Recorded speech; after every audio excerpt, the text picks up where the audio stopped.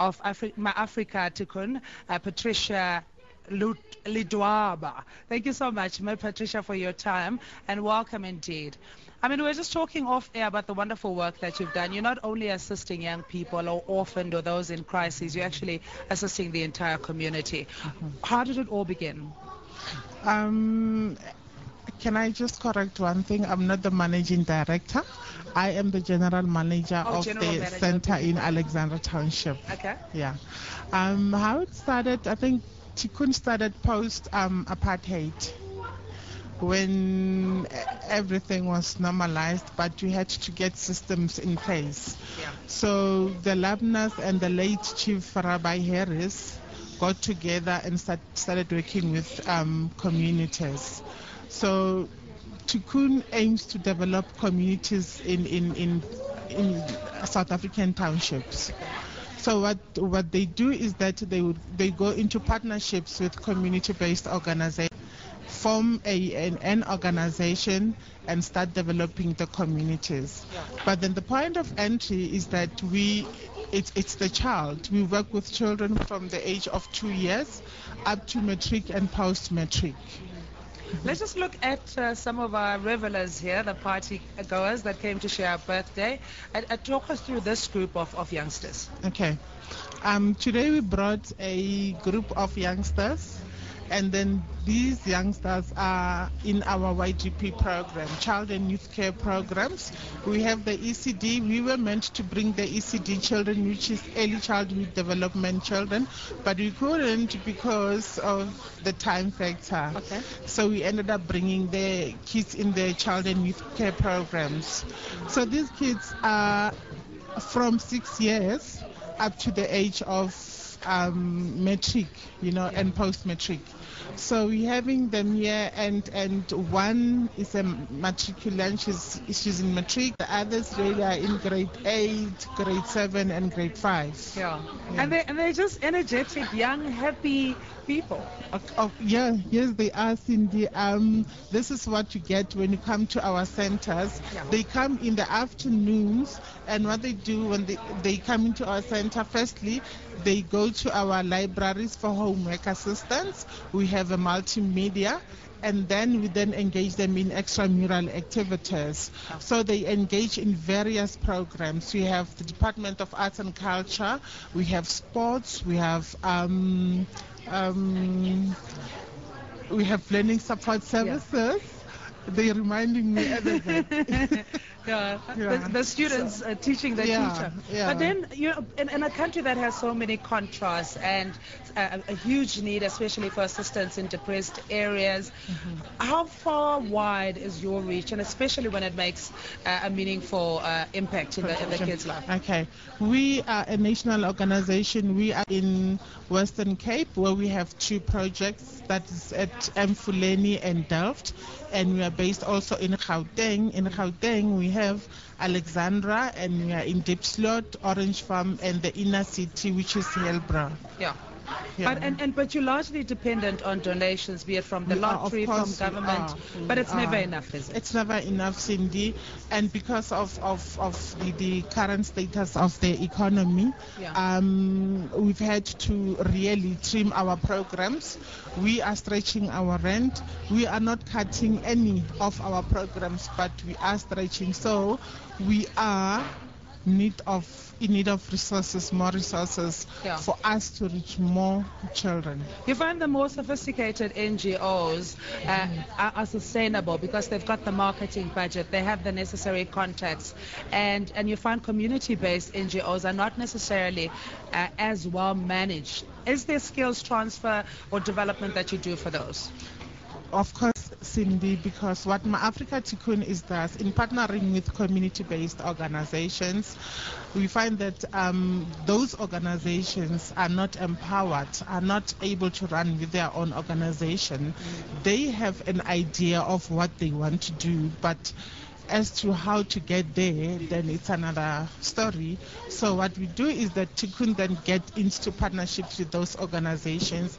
I can speak, from experience that when I joined Afrika Tikkun, I joined as a senior social worker, and then as I was in the organization, I learned. and they took me for different trainings, and now I can say I'm a general manager of the Alexandra Center. So which is what we do with a lot of our employees and the owners of those organizations. Today we've got different departments, and with different departments we have to have program managers, we have to have sports facilitators, we have to have different facilitators of life skill. We have learning support services for maths and science, you know.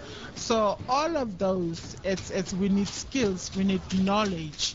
So is there, would you say that people are immune to others, the hardships around us, and that there isn't enough compassion, you know, that spirit of Ubuntu where people assist each other and you don't have to go hungry because your neighbor would be there to assist you?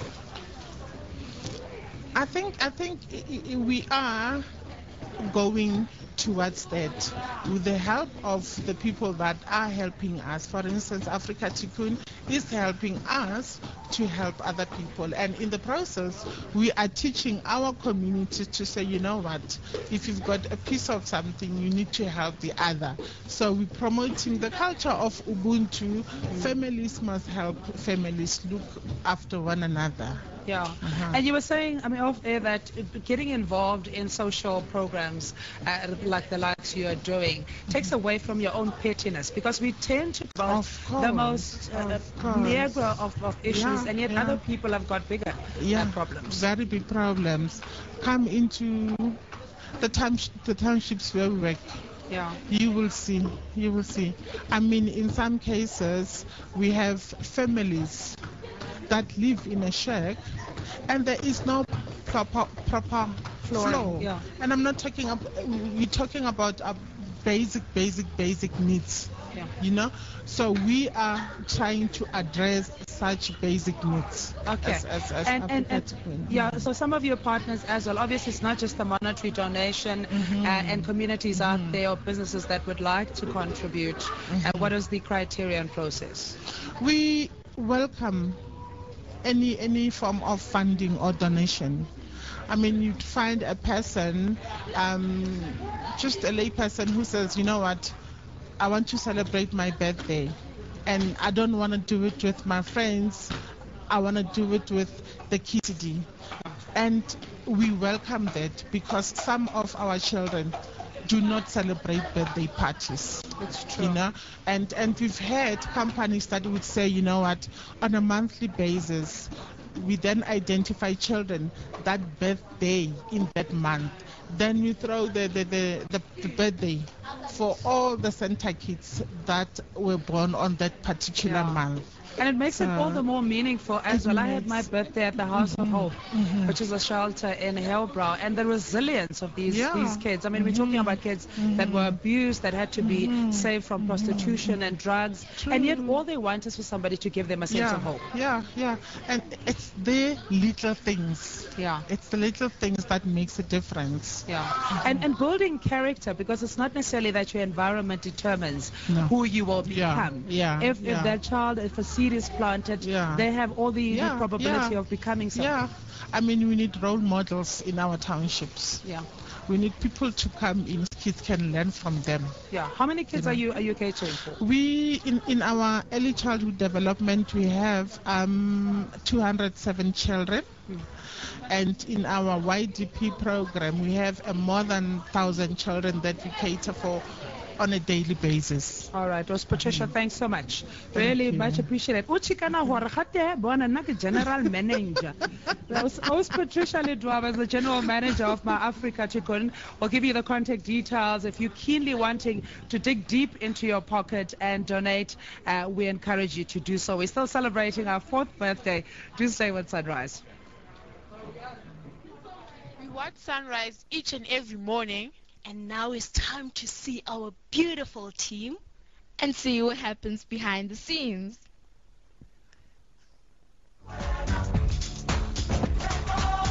Sunrise. As a viewer, it's not often that you get a chance to see what goes on behind the camera. Well, we are giving you an opportunity as well as a chance to meet the team that brings you the freshest breakfast infotainment show in South Africa. My name is Zach Momalo. I'm a technical director. Yeah, well, I mean, Sunrise is it's informative, exhilarating, and exciting. You're not rolling. We've got a camera guy coming in as well. It's part of the I think the whole team is difficult but the best. Okay, my name is Ayanda Bandla. I'm the sub-editor here at Sunrise. What does that mean? Well, I am the English teacher here. Oh, the light. I need a light, my babe. Yeah? No, yeah, we are with you. Okay. Hello. Hello. How are you? Good. Okay, I manage the time. I'm the one doing the timings, and I know. Can I start? Yeah, what do you do on Sunrise? Okay, I'll show you.